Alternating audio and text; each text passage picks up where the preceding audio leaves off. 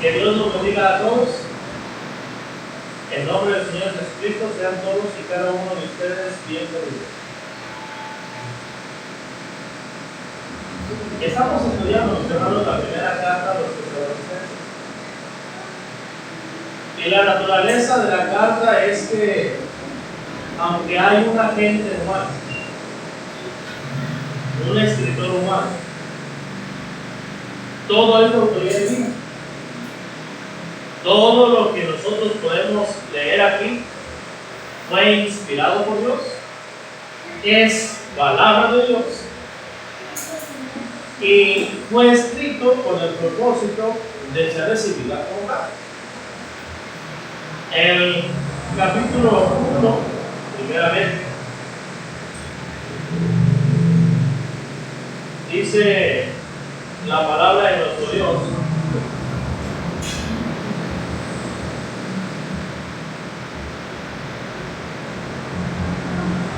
En el versículo 4, que los hermanos en Tesalónica tuvieron esa elección. Es decir, independientemente de que ellos hubieran elegido o no aceptar la carta o la palabra de Pablo como palabra de Dios, como quiera, la realidad es que es la palabra de Dios. Sin embargo, no solamente es la palabra de Dios, sino que ellos tomaron la decisión de que eso es palabra de Dios. Ya nuestro Señor Jesucristo, durante su ministerio terrenal, había hablado respecto a su doctrina. Es en el Evangelio de Juan, vaya por favor, Evangelio según Juan.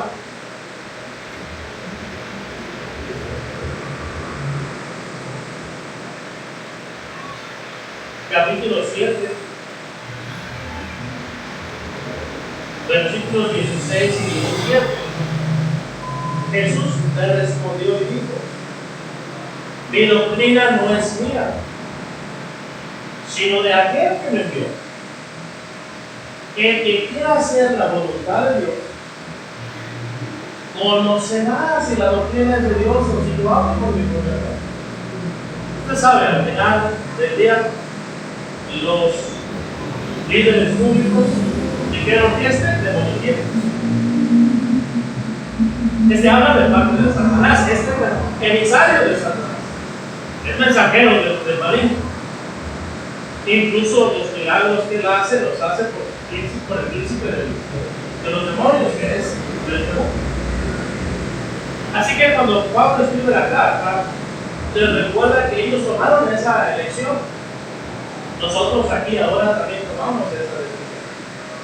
Pero esa decisión, según el paralelismo de Juan 7, 16 y 17, no siempre es con respecto a la realidad, sino con respecto a lo que hay en el corazón, específicamente la intención. Cuando el hombre quiere hacer la voluntad de Dios, concluirá: esto es palabra de Dios. La misma gente se admiraba de su doctrina. La misma gente decía: nunca ha hablado hombre así. Nadie nos ha hablado de esa manera. Veían y concluían y razonaban: esto verdaderamente es de Dios. En el caso de los judíos, dijeron: no, esto no es de Dios, esto es de Satanás. Así también en la iglesia de Tesalónica, capítulo 2, versículo 3, Pablo está agradecido. Pablo les escribe y les dice: primera carta a los Tesalonicenses, capítulo 2, versículo 13, por lo cual también nosotros sin cesar damos gracias a Dios de que la realidad, cuando oísteis la palabra de Dios, que oísteis de nosotros, esa es la realidad. Y luego la elección de ellos, la recibiste, no como palabra de hombres, sino según esa verdad, la palabra de Dios, la cual actúa en nosotros, los creyentes. La palabra de Dios trabaja en la mente, en el corazón, porque la palabra de Dios, dice el escritor de los Hebreos, es viva y eficaz, y más cortante que toda espada de dos filos. que penetra hasta parte del alma y el espíritu, y discierne los pensamientos y las intenciones del corazón. Entonces, ellos tomaron una lección. Aquí ahora nosotros también, nosotros podemos tomar la decisión. Hay personas quienes escuchan a un hombre hablar y la realidad es que no es un hombre de Dios, no es un mensaje divino, pero deciden creerle como si fuera divino. Incluso hay quienes hacen divinas a las personas. Para ellos lo que él diga, eso es lo que Dios dice. Sin ir a la Biblia, sin cuestionar lo que está escrito, simple y sencillamente, eso es palabra de Dios. Es más, hay quienes incluso pondrán las palabras del hombre por encima de lo que la Biblia dice. Porque para ellos esa es la autoridad, ese es el estándar, esa es la norma para su grupo religioso. Pero también puede haber personas así, como no están escuchando la palabra de Dios, no están escuchando los mensajeros de Dios y deciden que al menos para ellos su verdad es que es de Dios. También puede ser el caso que una persona esté escuchando la palabra de Dios y decir, eso no es de Dios, eso es lo que me da. Esa es su opinión, esa es su perspectiva. En el capítulo 4, en el versículo 8, después de decir, en el versículo 2, las instrucciones que Pablo da de parte del Señor, dice en el versículo 8, así que el que desecha esto no desecha a hombre, sino a Dios que también nos dio su Espíritu. Tenemos muchos ejemplos en la Biblia de personas que desecharon los discípulos de Dios. Los apóstoles primeramente fueron perseguidos y les preguntaban en qué contestaron, en qué nombre hacen ustedes esto. Y Pedro respondió en el nombre de Jesús. Pero ellos no reconocían a Jesús. Más tarde, cuando ellos son azotados y realmente ellos lo que querían es darles muerte, uno de sus principales, aquel de quien aprendiera Saulo de Tarso, posteriormente el apóstol Pablo, Gamaliel, los confrontó y les dijo, hey, miren muy bien lo que hacen.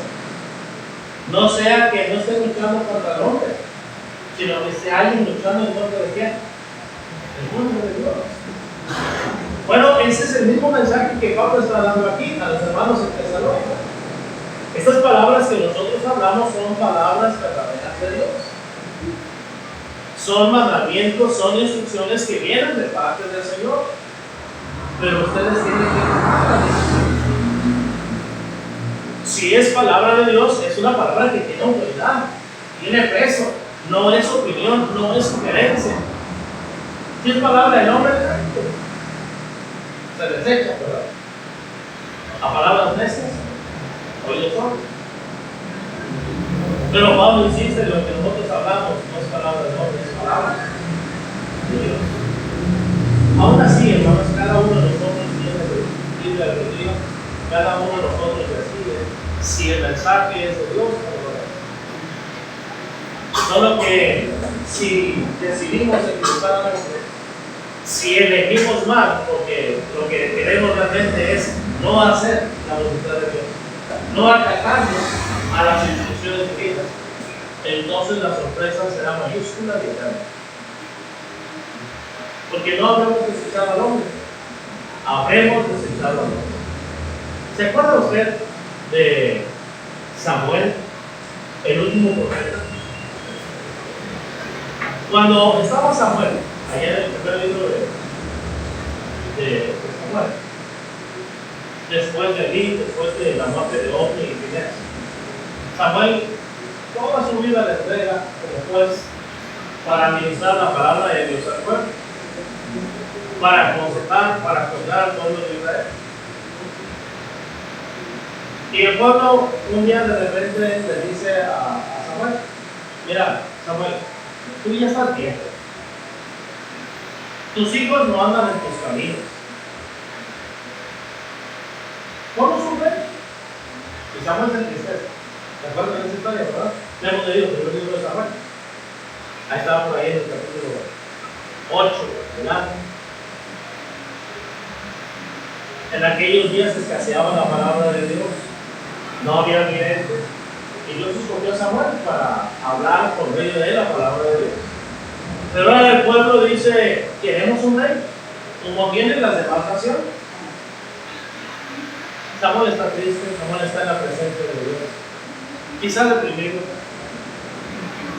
Y luego Dios le dice a Samuel: ¿por qué estás triste?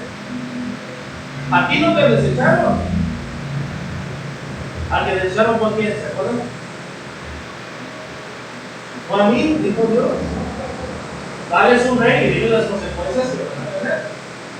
Pero ellos habían elegido que Samuel ya no les hablara, aunque quien les estaba hablando era Dios, por medio de Samuel. Así nosotros el día de hoy, hermanos, podemos predicar también la palabra de Dios cuando les estamos a creer, cuando creemos que es palabra de hombre, cuando nosotros estamos viendo directamente la palabra de Dios, lo que Dios dice, lo que Dios enseña. Continuemos pues, hermanos, con nuestro estudio aquí en la primera carta de los Tesalonicenses, y cuidémonos de no desechar ni a Dios ni a su palabra. Versículo 9: pero acerca del amor fraternal, no tenéis necesidad de que os escriba, porque vosotros mismos habéis aprendido de Dios que os améis unos a otros. Y también lo hacéis así con todos los hermanos que están por toda Macedonia.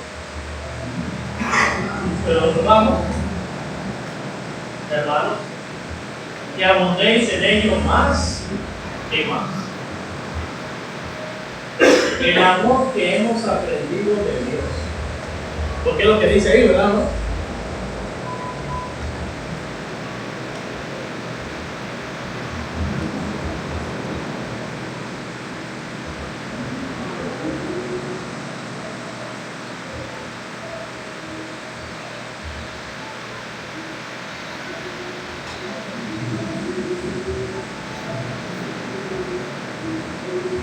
El amor que hemos aprendido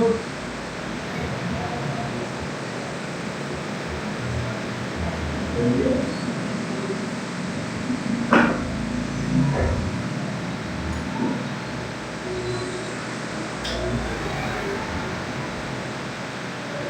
¿Qué clase de amor es ese? Hay muchos pasajes que enfatizan esa verdad de que Dios nos ha amado, no solamente aquí leemos en 1 Tesalonicenses 4, el versículo 10, porque vosotros mismos habéis aprendido de Dios que os améis unos a otros. Juan 3:16 tal vez es el pasaje más conocido. Mas Dios muestra que su amor.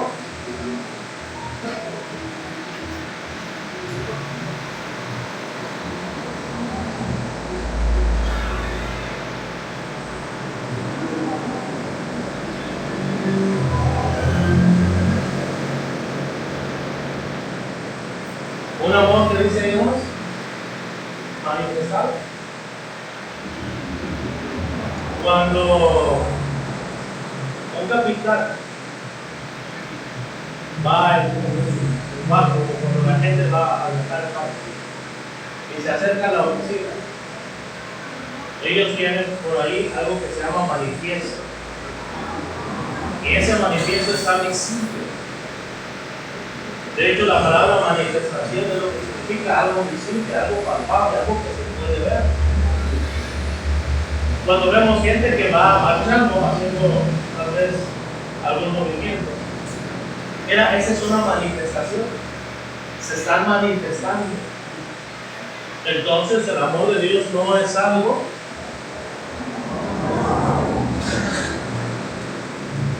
oculto,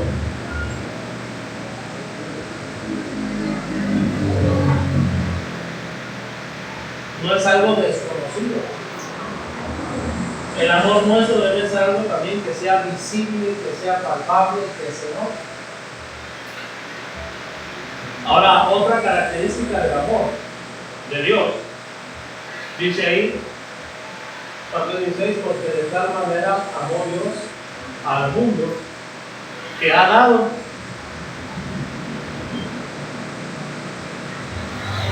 el amor es dado.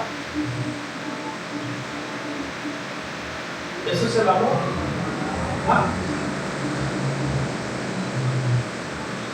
¿Por qué Él trabaja y por qué Él da el chivo? ¿Cómo se llama aquí? ¿Tiene el chivo?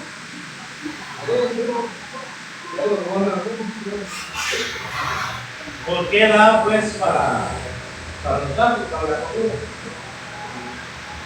Porque los da también. Porque ama. Es algo que nace de adentro. No depende de las circunstancias. Es una decisión que la persona toma. Lo voy a tomar, no voy a gastar esto en mí, sino que esto lo voy a dar a la casa. Se va a pagar la renta, se va a pagar la luz, se va a pagar el agua, se va a pagar la despensa, se va a pagar la colegiatura de los niños, se va a pagar los uniformes, se va a pagar todo lo que se tenga que pagar. Yo voy a trabajar, esa es mi decisión, es por amor a la familia. El amor hace que uno se desprenda. Acompáñame por favor a la segunda carta de los Corintios, es el capítulo 8.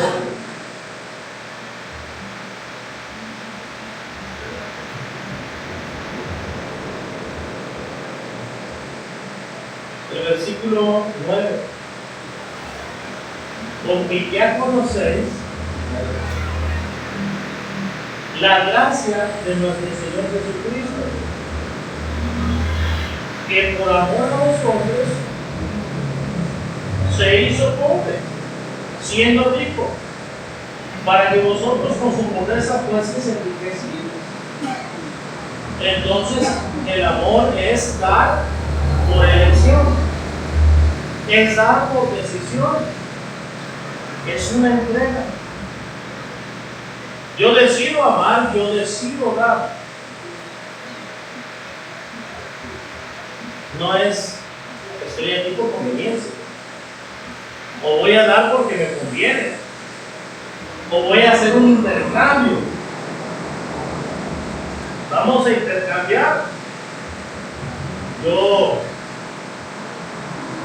hago el pavo y tú lo cocinas, ¿verdad? No, yo voy a dar. Es una decisión. Bueno, él siendo rico se hizo pobre. Lo hizo por amor. Porque de tal manera ha dado Dios al mundo que ha dado a su Hijo unigénito. Entonces el amor no escatima en gastos.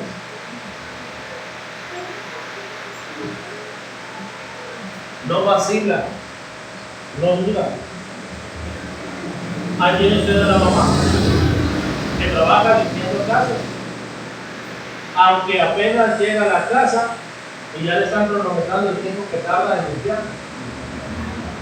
Y no solamente le están cronometrando el tiempo que va a limpiar, sino que los hijos de aquella casa son niños, pues, ¿cómo decirlo? De una forma que no se sienta la gente mal educado.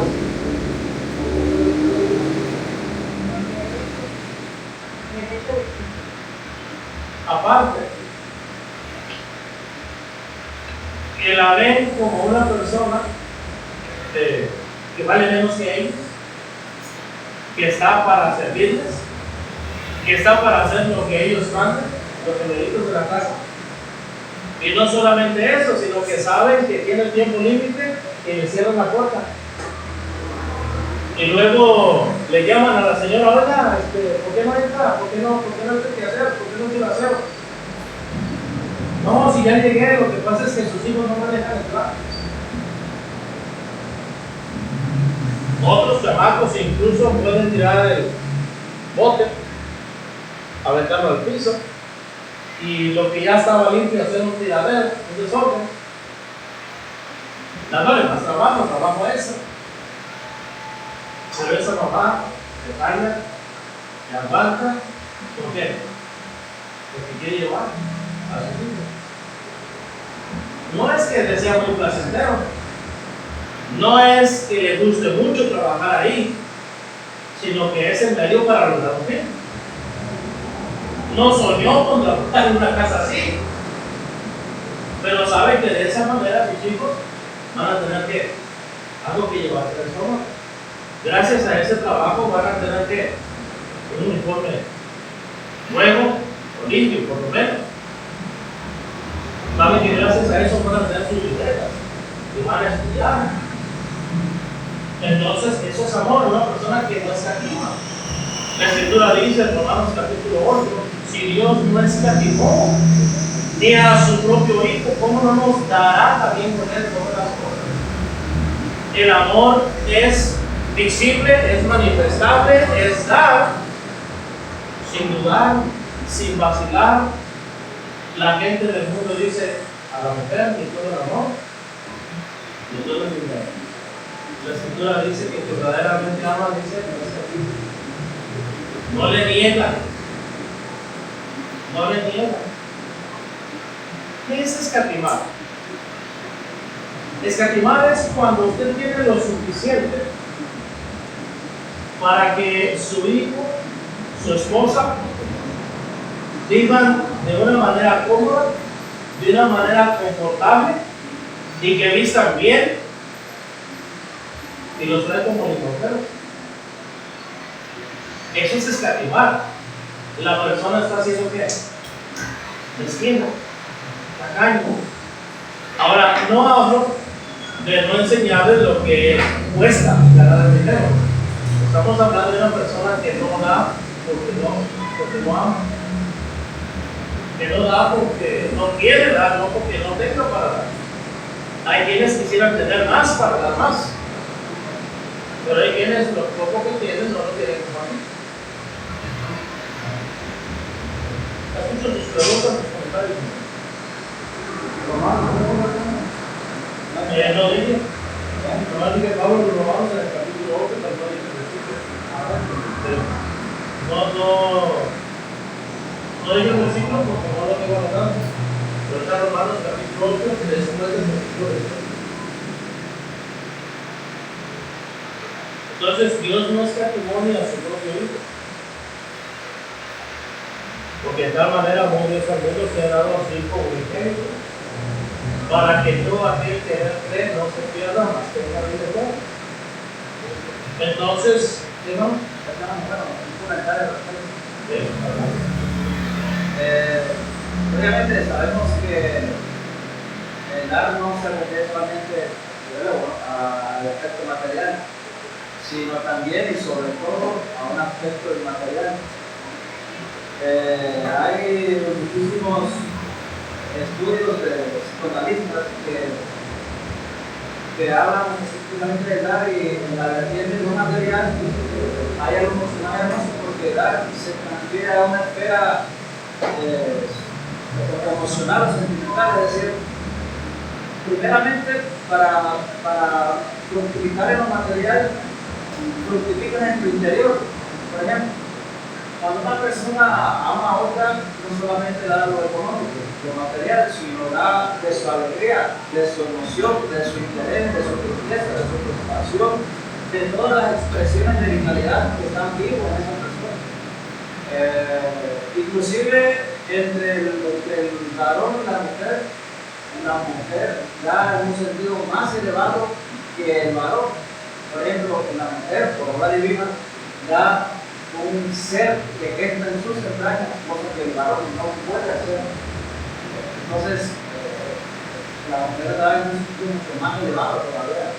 Claro, eso no demerita lo que el varón da, pero es hermoso porque el hogar refleja tu interior, la esencia que hay de tu interior.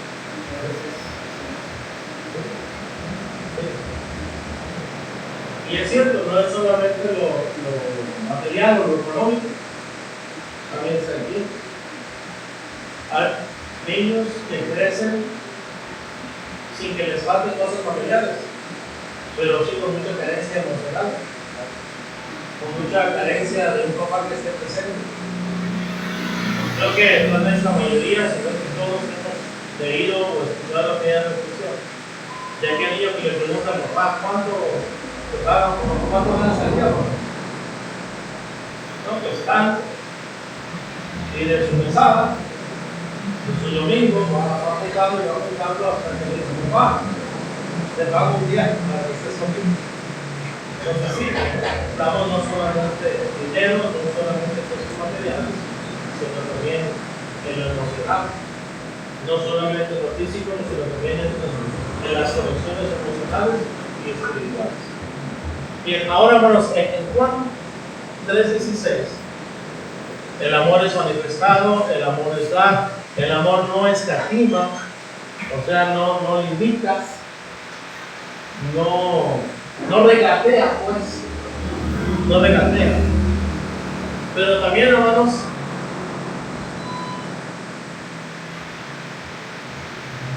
siempre tiene pensado en dar más.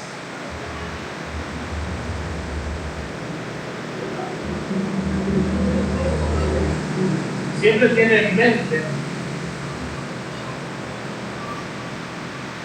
dar más.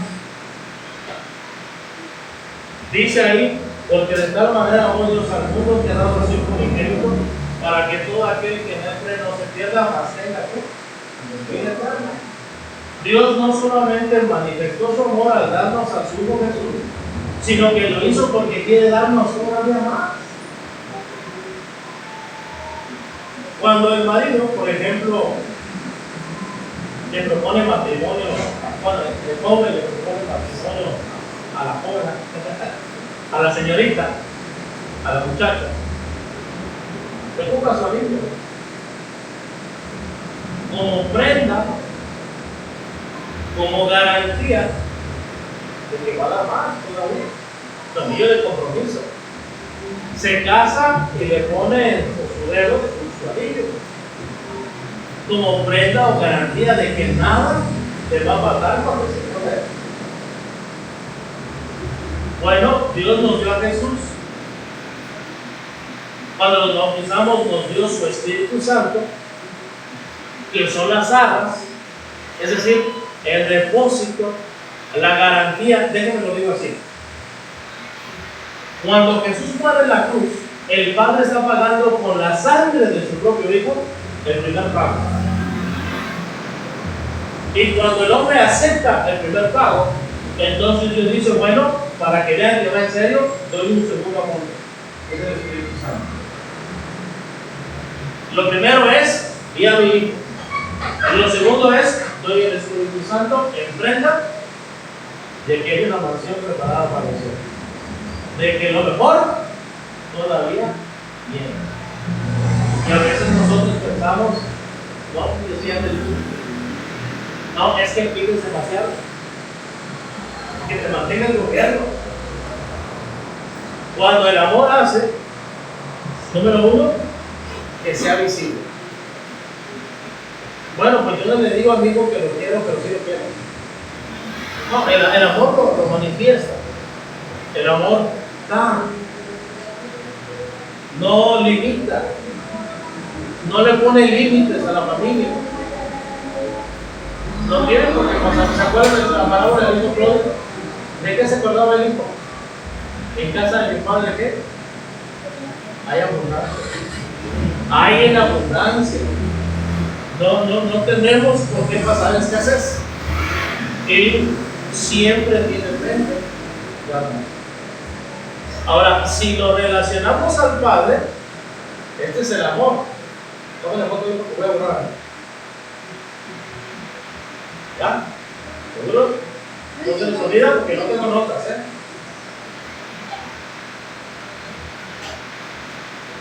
Apúntelo bien.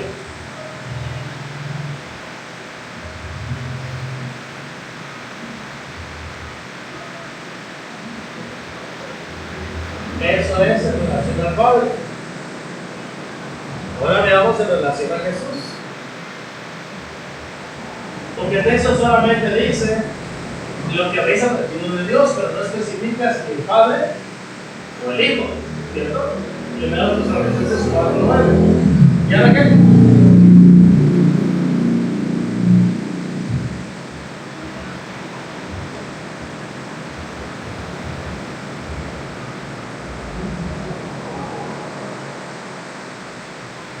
Fíjense, vamos a la carta de los Efesios. Y ahí en la carta de los Efesios, en el capítulo 4,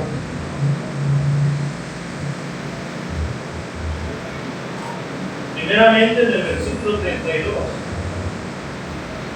antes, sed benignos unos con otros, misericordiosos, perdonándonos unos a otros como Dios también nos perdonó a vosotros en Cristo. Si usted quiere hacer otro consejo, ahí se lo consejo por sí mismo. El amor se manifiesta en la benignidad, en la misericordia y en el perdón. O lo puede complementar cuando dice, en el segundo punto, que mencionábamos que el amor se manifiesta en la. ¿Qué es lo que ofrece Dios? Bueno, benignidad, misericordia y perdón. Pero en el capítulo 5, versículo 1 dice: sed pues imitadores de Dios y andad en amor como hijos amados. 2. Y andad en amor como también Cristo nos amó. Entonces, no solamente el Padre nos amó, sino que también Cristo, dice ahí, nos amó y se entregó a sí mismo por nosotros, ofrenda y sacrificio a Dios en honor fragante. Así que el amor es una entrega.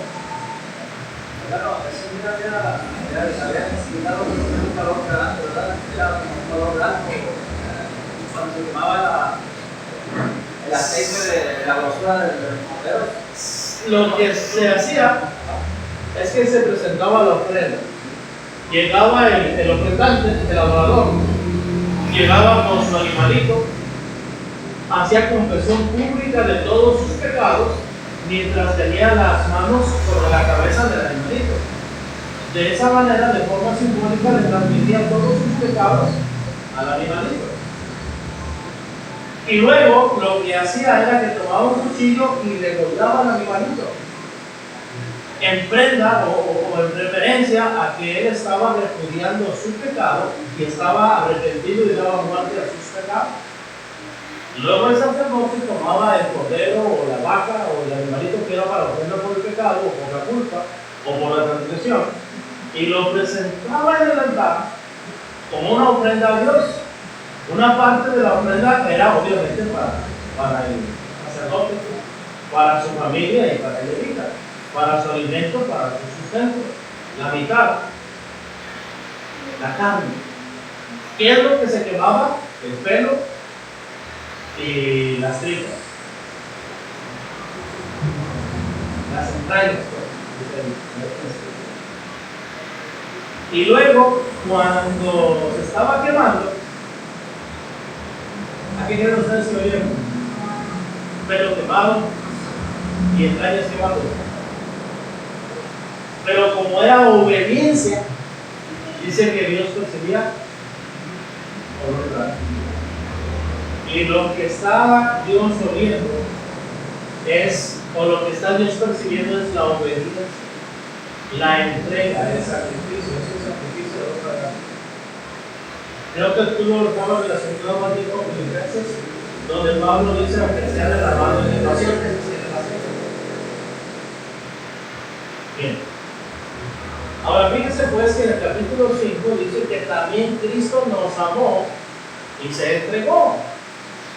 En el versículo 25 va a volver a decir: ¿a quién nos amó? Maridos, amad a vuestras mujeres, así como Cristo amó a la iglesia y se entregó a sí mismo por ella para santificarla, habiéndola purificado en el lavamiento del agua por la palabra, a fin de presentarse a sí mismo una iglesia gloriosa que no tuviese mancha ni sangre ni cosas semejantes. No todos semejantes, sino que fuera sangre sin mancha. Ahora, en la carta a los Filipenses, capítulo 2, fíjense que es el mismo autor, es el mismo escritor, Pablo.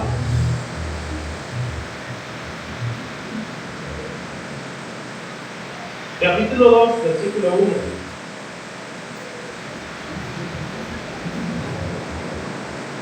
Por tanto,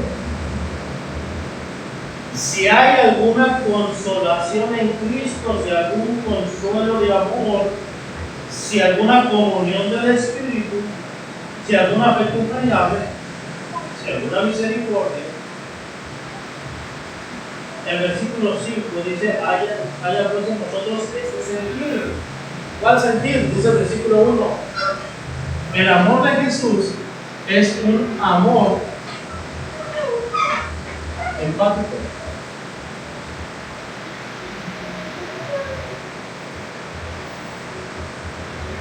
Todas esas palabras que se mencionan ahí en el versículo 1, si hay alguna constelación en Cristo, si algún consuelo de amor, si alguna comunión del Espíritu, si algún afecto entrañable, lo que está diciendo es que aprendamos a tener empatía, que aprendamos, versículo 5, a sentir bien lo mismo. Entonces, ahora tiene más sentido lo que dice Gálatas 2:20. Con Cristo estoy juntamente crucificado y ya no estoy yo, más bien por ti. Y lo que ahora vivo en la carne, lo vivo en la fe del Hijo de Dios, el cual me amó y se entregó. ¿Por qué? Por empatía. Él vio mi condición. Él vio mi destino eterno. Vio la ira de Dios, el lugar preparado donde van a estar los que merecen la ira de Dios. Y sintió empatía.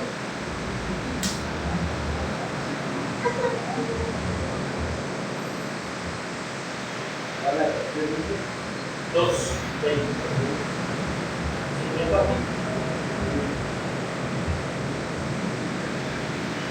Ahora en el versículo 2, con verdad y gozo, sintiendo lo mismo, sintiendo lo mismo, teniendo el mismo amor, unánime, sintiendo una misma cosa. La empatía no la podemos ver nosotros allá en Santiago, en el capítulo 2. Es un amor empático. Santiago capítulo 2, dice la Escritura, versículo 14, hermanos míos, ¿de qué aprovechará si alguno dice que tiene fe y no tiene obras? ¿Podrá la fe salvarle? Y si un hermano, 2:15, o una hermana están desnudos y tienen necesidad de mantenimiento de cada día,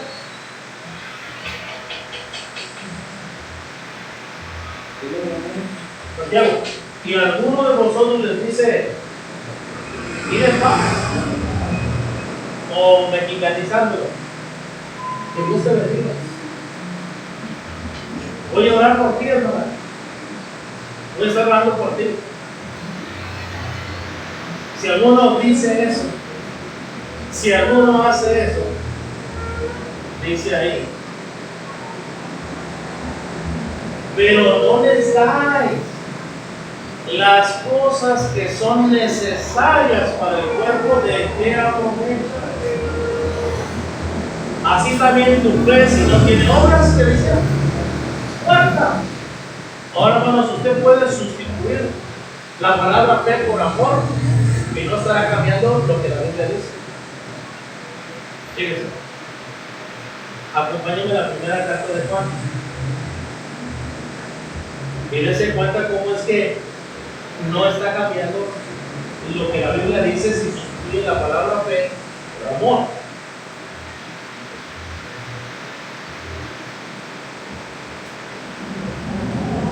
Primera de Juan 3:16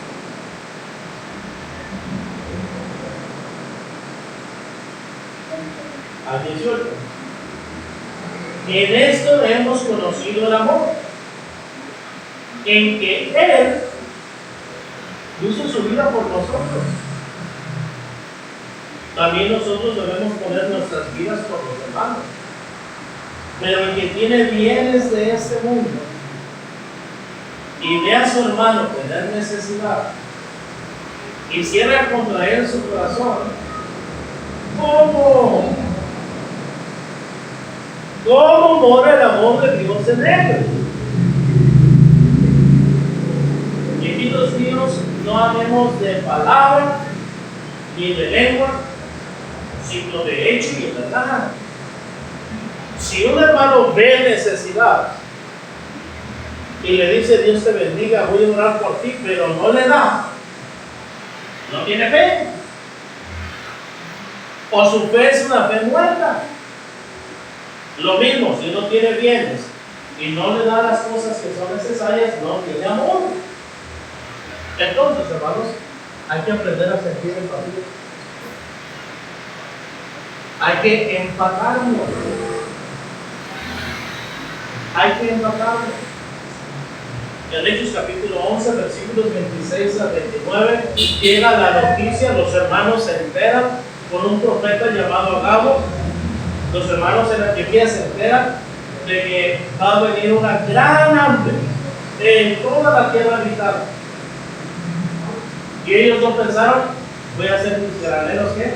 Más grandes. Voy a almacenar más dinero. Voy a hacer que mientras ese día llega, mi número de cuenta se dispare, que suba mis ganancias.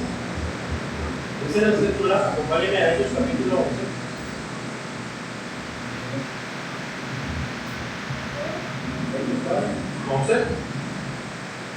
Del 27 en delante. En aquellos días unos profetas descendieron de Jerusalén a Antioquía, y levantándose uno de ellos llamado Agabo daba a entender por el Espíritu que venía una gran hambre en toda la tierra habitada, la cual sucedió en tiempo de Claudio. Entonces los discípulos, cada uno conforme a lo que tenía, determinaron enviar socorro a los hermanos que habitaban en Judea, lo cual en efecto hicieron. No solamente lo pensaron, no solamente lo planearon, dice ahí, lo determinaron y lo llevaron a cabo, lo cual en efecto hicieron, enviándolo a los ancianos por mano de Bernabé y de Saulo. O sea, eran personas de fe y eran personas que estaban llenas de fe. El amor hace que sintamos empatía hacia los demás. El amor hace que dejemos de ser egocentristas. El amor hace que dejemos de ser egoístas. El amor hace que levantemos la mirada y miremos a los que están a nuestro alrededor, en lugar de estar pensando solamente, dicen allá en los bancos, en las cejas, en Durango, por aquella región, de ser como el asadón, de jalar nomás para acá. Y saben ustedes que el asadón nomás se jala para acá, ¿verdad? No. El asadón, la palabra de Dios, el amor de Dios nos convierte de ser asadones en palas. Ya no es para mí, ventaja, sino que piense yo en qué, en despachar, en enviar fuego. Regresando a Filipenses, estamos viendo el amor de Dios. El amor de Dios primeramente del Padre, ahora en el Hijo,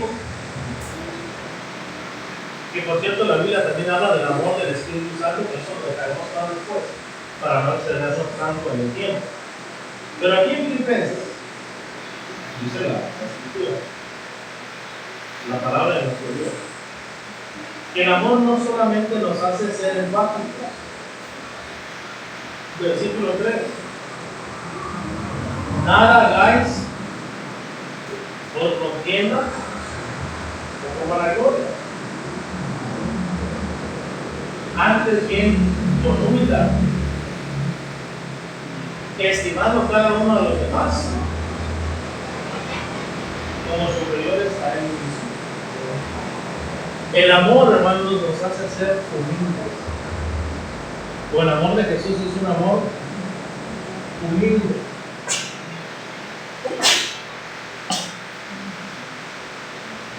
¿Han escuchado ustedes la expresión que quita los amigos? El ser educado con los demás, el mostrar amor hacia los demás, no nos hace ser menos que los demás. Dios, siendo rico, ¿qué dice? Se hizo pobre. ¿Por qué se hizo pobre? Él consideró que la necesidad de los demás estaba por encima de qué? De mi necesidad. En el mundo, la gente no sabe la palabra de Dios, pero está sedienta de esto, hermano. Y cuando ve esta enseñanza, la agarra de donde sea que la vea, ya sea de un meme en el Facebook, o en el TikTok, o en YouTube, o de algún conferencista, o hasta de alguna canción. Recuerde que en 1 Tesalonicenses está hablando del amor fraternal, de ese sentido de familia, de pertenencia.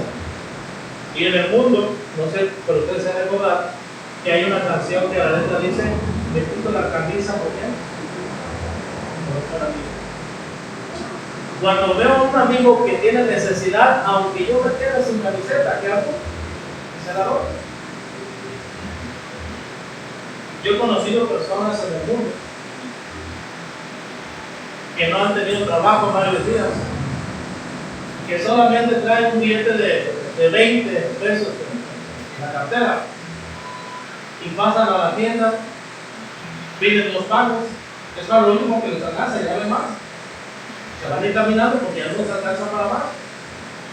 Y de repente pasa algún amigo, lo saluda y agarra el pan de usted.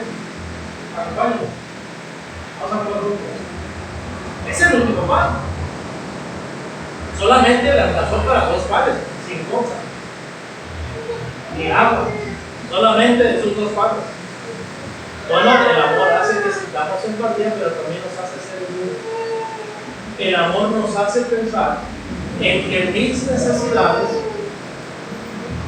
no están por encima de las necesidades de los demás.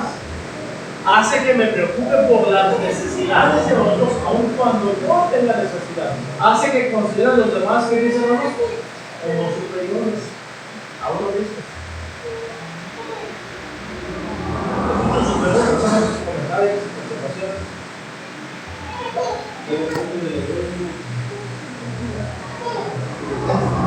Filipenses 2, versículo 3.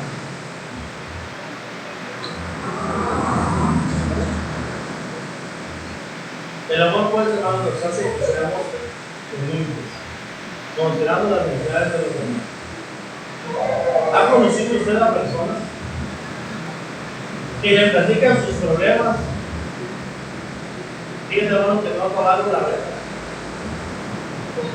¿Cuánto te falta? 500 pesos. Yo tengo que pagar 50,000.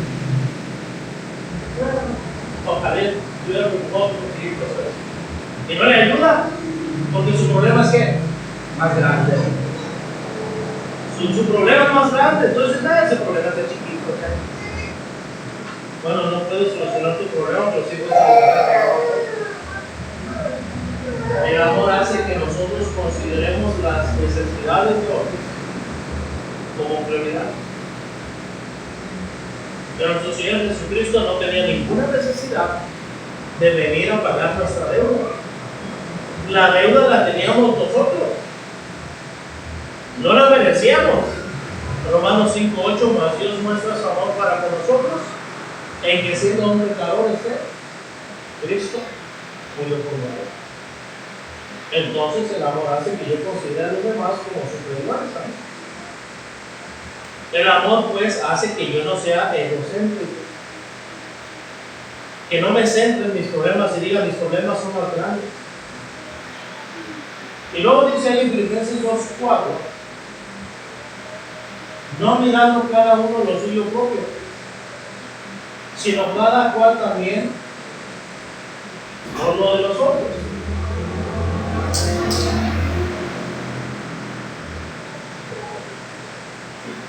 También en el versículo 3, cuando dice nada hagáis, entonces el amor hace que yo haga algo.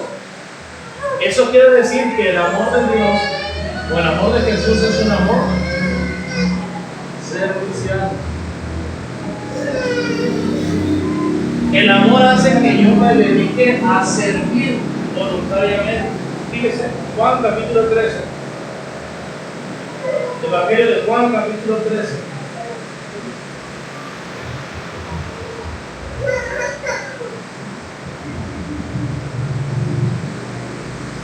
Versículos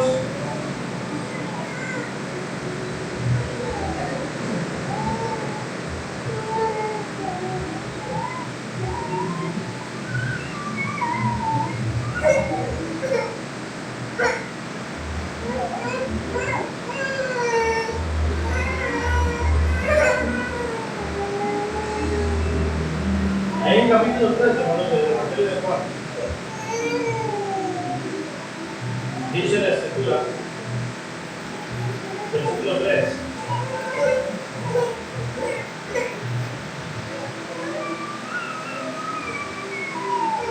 Sabiendo Jesús que el Padre le había dado todas las cosas de las manos y que había salido de Dios y a Dios iba, se levantó de la cena y se quitó su manto y tomando una toalla se la ciñó. Luego puso agua en un hervir y comenzó a lavar los pies de los discípulos y a enjuagarlos con la toalla, aunque estaba ceñido. Entonces vino a Simón Pedro y Pedro le dijo: Señor, ¿tú me lavas los pies? Respondió Jesús y le dijo: lo que hago tú no lo consideres ahora para participar. Pero le dijo: no me lavarás los pies jamás. Jesús le respondió: si no te lavares, no tendrás parte contigo. Le dijo Simón Pedro: Señor, no solo mis pies, sino también las manos y la cabeza. Jesús le dijo: el que está limpio no necesita sino lavarse los pies, pues está todo limpio. Y vosotros limpios estáis, porque sabía que me iba a entregar, por eso dijo: no estáis limpios todos.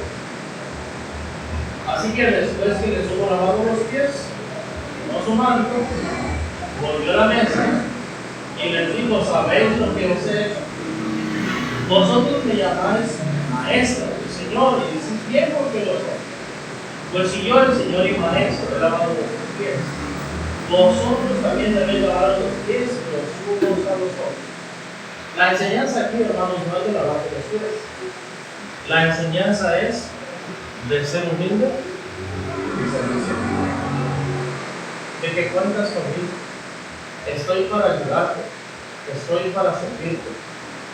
En el versículo 33, Jesús va a decir: hijitos, versículo 34 y 35, un mandamiento no os doy, que os améis unos a otros como yo os he amado, que también os améis los unos a los otros. En esto conocerán todos que sois mis discípulos, si tuviereis amor los unos a los otros. Entonces el amor de Jesús es primeramente empático, en segundo lugar humilde, en tercer lugar servicial y en cuarto lugar es un amor sacrificial.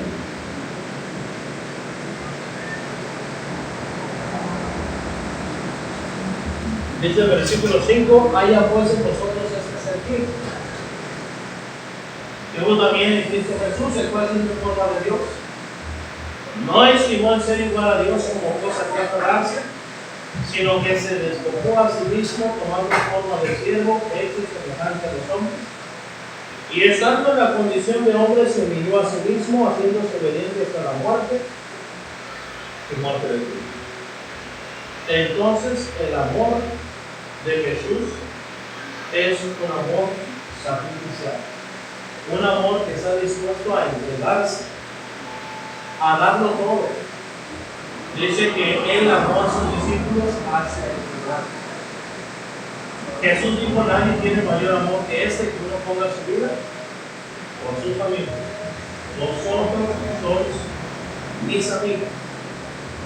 El amor, pues, hermanos, hace que nos veamos como amigos. Y si nos vemos como amigos, sentimos empatía, sentimos que las necesidades de nuestro hermano son más grandes o más urgentes que las mías.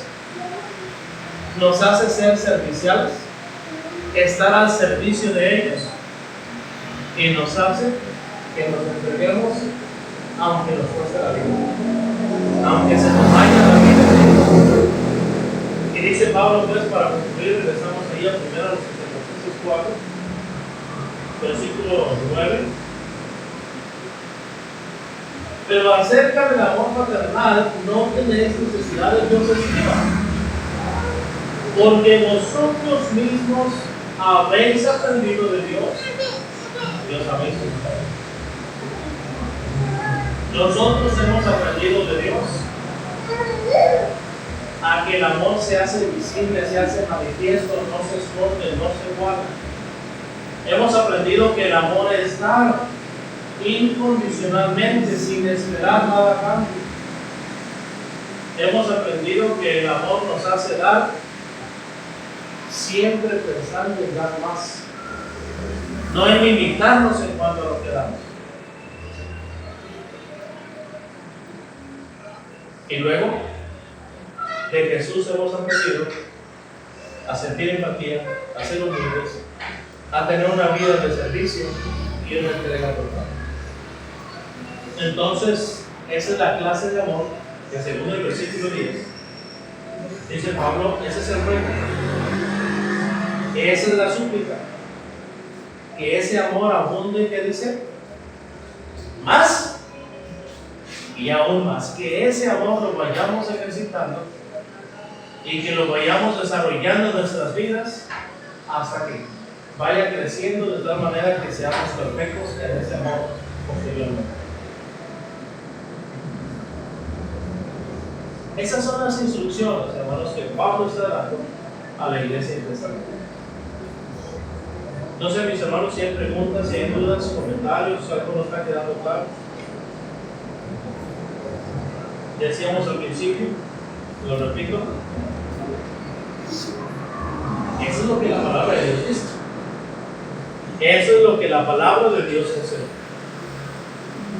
El que quiera hacer la voluntad de Dios, dijo Jesús, conocerá si la doctrina es de Dios o si es palabra de Dios. Pero sepa que cuando la palabra de Dios es predicada, usted no desprecia al hombre, usted no desecha al mensajero, está desechando a Dios. Por cierto, dicho sea de paso, no podemos escoger, hermanos, qué parte de la palabra de Dios nos gusta para obedecerle, para ponerla por obra, y qué parte no. La palabra de Dios no es como cuando usted va a un buffet. Cuando usted va a un buffet, usted llega y escoge qué quiere. De esto sí, de esto no, de eso tampoco. En la palabra de Dios, hermanos, es la palabra de Dios. Y usted o recibe el consejo de Dios o recibe el consejo de Dios. Pero no puede escoger qué parte de la palabra de Dios sí va a obedecer y qué parte no. Recuerden, dijo Jesús, el que no es conmigo, también es. Y el que conmigo no recoge, no es palabra. Entonces, o recibimos la palabra de Dios o no la recibimos. Que Dios bendiga su palabra. ¿Las preguntas, dudas, comentarios? Si Dios lo permite, la próxima semana continuamos con los versículos 11 y 12. Dios nos bendiga a todos.